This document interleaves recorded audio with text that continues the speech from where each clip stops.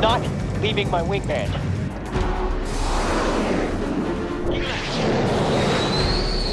제가 군 생활을 처음 시작하면서 제일 먼저 탔던 반자 전투기가 바로 F-5A였는데, 그래서 그때 타면서도 제 나이보다 훨씬 많은 비행기를 타구나 이런 생각을 했는데, 저는 F-16이었기 때문에 9지까지 해봤고요. 그게 비행기를 계속 탈 때는 사실은 뭐 그렇게 큰 감정이 없는데,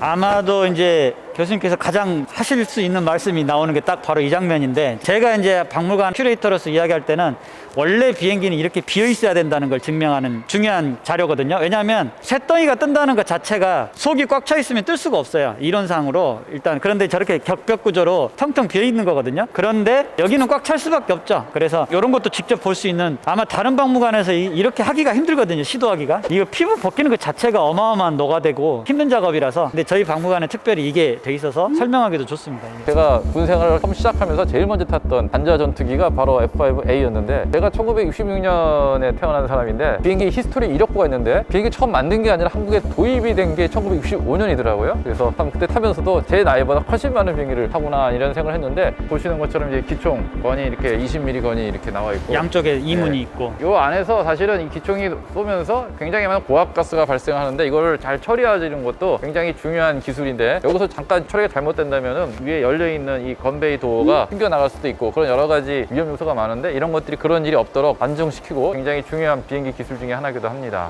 여기 보면 이게 앞에 레이더 부분이지 않습니까?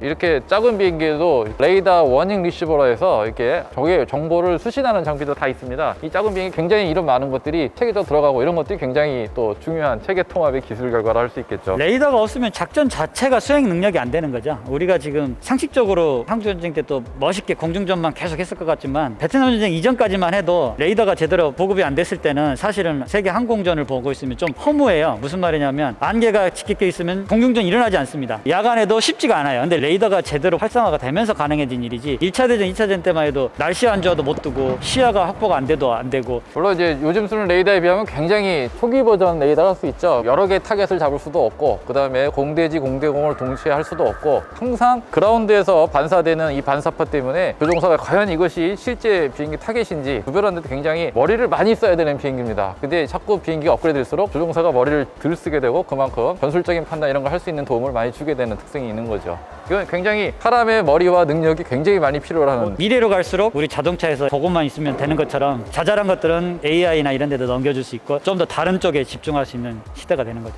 저는 그래서 머리를 많이 쓰는 비행기를 많이 타봤습니다. 예전 모델은 네, 그렇죠. 어떻게 보면 좀 비행기가 작고 날렵하고 단순하고 이런 느낌이 나는데, 그런 것 때문에 가격도 좀 쌌죠. F-5A가 이제 자유의 투사라는 이름이 붙은 이유가 워낙 저렴하게 많이 만들 수 있어가지고 우방 국가들한테 아주 저렴하게 많이 보급할 수 있었던 모델이었고, 팬텀 같은 경우 상대적으로 비싸서 문제도 되지만 기술 유출의 문제 때문에 진짜 믿을 만한 우방국이 아니면 공급을 안 했던 모델이라서, 그래서 F-5A가 자유진영 우방국에 가장 많이 보급된 모델이라서, 그래서 별명이 그런 이야기가 나온 것 같아요. 자유의 투사라는 이름이. 그래서 한때 공군이 이제 팬텀하고 F-5 두 개 축으로 주력 전투기 시절이 있었는데, 그때 F-5는 말씀하신 것처럼 굉장히 이게 심플하기 때문에 비상대기에서 굉장히 뛰어난 성능을 벌입니다. 팬텀보다 훨씬 빨리 경보를 받고 바로 뜰 수 있고, 3분 내에 뜰 수 있는 그런 역량도 보여줬고, 한국의 탑군 스쿨 같은 데서 이 조종사들끼리 같이 공중전 훈련을 할 때 보면은 비행기가 작기 때문에 팬텀 조종사는 찾기 힘들고, 팬텀이 굉장히 크기 때문에 F-5 조종사가 찾기가 쉬워서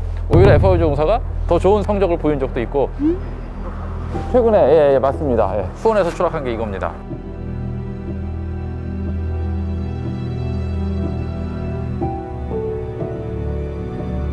우리나라가 비행기를 도입했다, 사왔다는 게 중요한 게 아니라 창정비 능력, 공군도 정비단이 따로따로 지역마다 있잖아요. 근데 그게 없다면 운용 자체가 불가능한 거예요. 이 엄청난 고가라서 정비가 필요한 게 문제가 아니고 사람의 안전이 문제가 되고, 기본적으로 이 항공기는 이 안에 부품들을 계속 새로운 걸로 바꿔주고, 이 동체에 대해서 좀 오래된 동체를 보강을 해주면은 사실은 이론적으로는 계속 비행을 할 수 있는 그런 시스템입니다. 그러나 어쨌든 이 전체가 체계 통합되어 있는 것들이 시간이 넘어가면은 거기서 좀 우리가 알 수 없는 결함도 생기기도 하고 그런 문제가 계속 발생은 하죠. 이제 이것도 이제는 옛날 이제 구형 모델에 들어가서 국산화도 어마어마하게 중요하잖아요. T59가 빨리 우리 쪽에서 많이 보급하지 않고 F50으로 대체하게 된 중요한 이유 중에 하나가 저 부속 하나 오는데 1년 걸린 사례도 있었다고 그래요. 그러니까 영국에서 대응이 느린 거죠. 그래서 그 당시에는 F50이 이미 국책 사업으로 개발 중이었기 때문에 완성 단계가 곧 올 것 같은데 굳이 저걸 많이 사가지고 많이 사면 많이 오래 가야 되잖아요. 그러면 또 상대적으로 도입이 힘들고 그래서 다행히 F50이 빨리 대체가 돼서 지금은 덕분에 저걸 그때 많이 샀다면 또 상대적으로 우리가 느려졌겠죠. 개발도 느려지고 우리 국산화일도 느려지고 그러니까 다 연관이 되는 겁니다. 국가 기반 산업도 연관이 되는 거고 국방 수행 능력도 연결이 되지만 그래도 우리나라 조종사들이 이렇게 안심하고 탈 수 있는 비행기 그리고 언제든지 수리나 이런 것들 그게 제일 중요한 거예요. 저도 이 T59로 비행 시간이 굉장히 많은데 이 비행기 같은 경우는 영국제 비행기입니다. 재밌는 거는 저 비행기의 엔진이 롤스로이스사 엔진이었다는 거죠. 그래서 당시 조종사들이 우리는 롤스로이스 타고 다닌다 이렇게 자랑했던 적도 있었던 비행기고 롤스로이스 엔진 같은 경우는 2차 세계대전 때 영국 항공전이 벌어졌을 때 영국 전투기는 롤스로이스 엔진이었고 독일 전투기들은 벤츠 다이물러 엔진 그래서 이 벤츠와 롤스로이스의 전쟁이 2차 세계대전 때 있었던데 그와 같은 역사를 좀 이어지고 있는 T59 훈련기인데 우리나라에 이제 기체가 몇 개 안 남았는데 제주도에 잘 와 있는 것 같습니다. 초기 항공사 같은 경우는 그렇게 보시면 됩니다. 비행기가 출현하기 전에 라이트 형제가 최초로 동력 비행을 성공했던 이전에는 자동차가 있었고 자동차의 엔진을 사용하는 건 당연한 거였었거든요. 사실은 그걸 제외하면 기차에 증기 엔진을 써야 되는데 그건 너무 무거우니까 활용 가치가 없는데 그래서 라이트 형제의 아이디어도 자동차 엔진을 축소한 모델을 만드는 자기 자체 개발한 엔진이 바로 플라이어에 장착된 엔진이에요. 방금 말씀하셨다시피 그때 당시 이미 존재하는 엔진 제작사는 롤스로이스, 벤츠, 포드 뭐 만약에 나중에 나오지만 주요 자동차 메이커들이 엔진을 만들기 때문에 자동차 엔진 메이커가 항공 엔진 메이커예요. 그런 사연에서 우리는 뭐 롤스로이스, 누구는 벤츠 그렇게 되는 그 사연이 되는 거죠. 엔진의 제작이.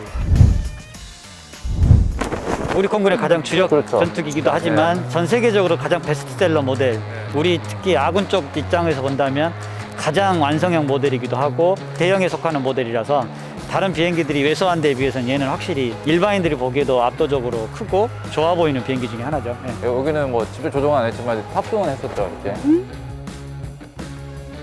이게 이제 1968년에 한국에 처음 들어오지 않았습니까? 그 당시만 해도 뭐 팬텀이 정말 세계 최고의 전투기인데 한국이 뭐 4번째로 들어왔다고 그러더라고요. 우리가 이제 베트남 전쟁 결정하고 그 과정에서 미국이 보내줬고 이스라엘보다 더 빨리 우방이니까. 이스라엘 같은 경우도 그렇게 팬텀을 달라고 했는데 69년까지 미국이 안 줬을 정도로 굉장히 반향이 컸던 그런 역사였습니다. 그래서 더 추가로 구입하겠다고 방위성금까지 해서 방위성금 헌납기로도 불려지기도 할 정도로 우리 국민들의 관심도도 높았었고 이게 이제 가능했던 이유가 미국이 가장 곤란하던 베트남 전쟁에 우리 한국군이 파병이 된 게 크죠. 일종의 보상 개념으로 보급이 된 것도 있고 나중에 이제 걸프전에도 이게 또 큰 활약을 하잖아요. 그 정도로 베스트셀러고 장수 모델이기도 하고 완성도가 높은 모델이기도 하고 저 보시다시피 중무장을 이만큼 할 수 있는 비행기가 드물어요. 이 어마어마한 중무장을 하고도 뜰 수 있다는 게 과학적으로 신기할 정도로 대단한 모델이기도 하고 작전 수행 능력 범위도 워낙 탁월해서 미그 19, 21. 미그 21 예. 그 모델하고 항상 치객택했던 가장 베스트 라이벌 모델이기도 한데 베트남 전쟁 당시에 정말 미 공군의 F4와 북베트남의 미그 19, 21간의 공중전이 있었고 그게 아마 인류 역사상 에이스 역사가 있는데 4대 이상 격추시켜 에이스라는 칭호가 붙었는데 베트남 전쟁에서 마지막 에이스가 나왔던 것 같아요. 그 이후에는 이렇게 공중전을 붙어서 4대 이상 격추시킨 에이스가 없었는데 이 팬텀에서 에이스가 나왔던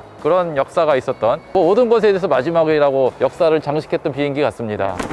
네, 이제 우리 항공우주박물관에 있는 국력 체험 가속도 훈련기 체험할 수 있는 기계 그 앞에 나와 있습니다. 우리가 정상 몸무게가 일지라고 친다면은 뭐 거기에 9배면 9지고 뭐 2배면 2지인데 얼마까지 이게 체험이 가능한 겁니까? 한 1.5에서 2배 정도, 그러니까 2G 정도라고 보시면 되세요. 보시다시피 이게 기울어지기 때문에 약해졌다가 0.5G 갔다가 1.5G 갔다 왔다 갔다 한다고 보시면 됩니다. 전투기 같은 경우는 7G 정도 훈련을 많이 하고 F-16 같은 경우는 9G 그래서 보통 9배 훈련을 합니다. 그래서 이론적으로는 이런 훈련을 많이 한다고 해서 뭐 지 내성이 좋아진다거나 이런 얘기는 없어요. 없고 그냥 조종사를 뽑을 때 테스트를 해서 견딜 수 있는지 한 걸로도 쓰고 정기적으로 한번 체험을 하는 식으로 이제 훈련을 하는데 좀 문제가 혈관에 있는 피가 뇌로 잘 올라가지 못하는 그런 문제가 생기기 때문에 그게 잘 오래되면 기절하거나 블랙아웃이 되는 경우가 있습니다. 그걸 막아주기 위해서는 조종사가 호흡법이라든지 이런 걸 통해서 막기도 하고 GC2라고 해서 바람이 쭉 들어가서 하체에다가 힘을 줘서 뇌로 올라가는 걸 약해지는 걸 막아주는 기능을 하는데, 근데 문제는 이게 이제 2차 세계대전 때도 뭐 5지 이상의 기동을 했던 비행기고 지금도 뭐 7지 9지 하는 시대인데 기계나 이런 것들이 이걸 좀 받쳐주는 것까지는 발전이 안 돼 있어요, 사실은. 그래서 옛날이나 지금의 조종사가 힘과 체력으로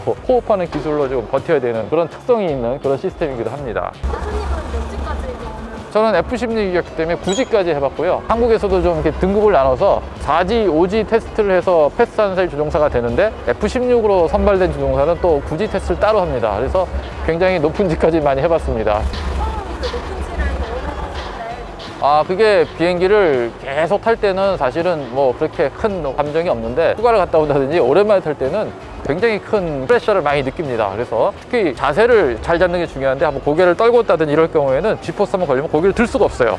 그렇기 때문에 자기가 볼 수 있는 시야도 한정되고, 그래서 G를 딱 걸 때는 항상 정자세를 취하고 잘 볼 수 있는 자세를 취해야 되는데, 문제는 둘이 타는 비행기일 때 앞에 타는 조종사가 예고 없이 갑자기 G포스 걸었을 때가 바인더를 보고 있을 때라든지 이럴 때 머리가 박힌 상태로 G포스를 견딜 수밖에 없는 상황에 빠집니다. 굉장히 어려운 상황이 생기는 거죠. 이게 사실은 공중 전투를 할 때 이 G포스 이런 것이 굉장히 작용을 많이 합니다. 그래서 조종사가 적기와 전투를 할 때 적기 뒤로 들어가서 기동을 하는 것이 유리한데, 그러기 위해서는 상대방보다 많은 하이지, 상대방이 뭐 4지를 걸 수 있을 때 자기가 5지를 건다든지 G를 많이 걸수록 그렇게 될 확률이 크기 때문에 사실은 2차 세계대전 때부터 그와 같은 기동이 많이 나와 있었죠. 그런데 이런 말이 있어요. G포스를 다루는 1대1 전투를 좋아하는 조종사들은 적기도 격추를 많이 시키는데 자기 뒤를 따라다니는 넘버 2, 요기 같은 경우에도 엄청난 G에 내포가 되면서 기량도 부족하고 그런 상태에서 눈의 시야도 좁아지고 넘버 1 리더를 잘 따라가지 못해서 요기가 격추되는 일이 많았다고 합니다.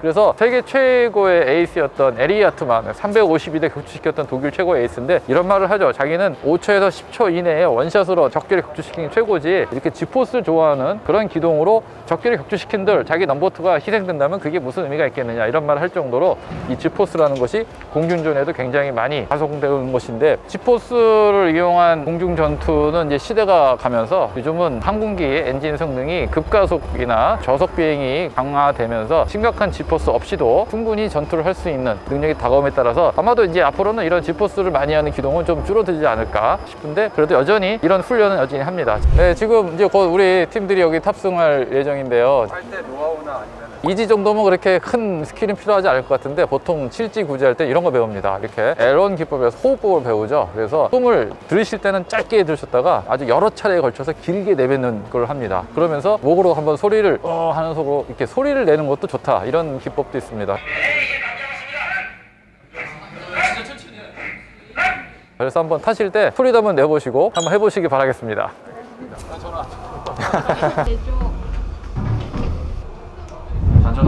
단전호 작동을 시작하네요. 한 바퀴 두 바퀴 상상 속도요.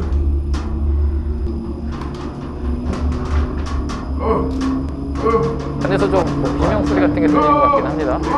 소리 내라고 했어. 소리 내라고 했어. 아주 여러 차례에 걸쳐서 길게 내뱉는. 아, 네. 굉장히 즐거워하는 것 같습니다, 우리 팀들이.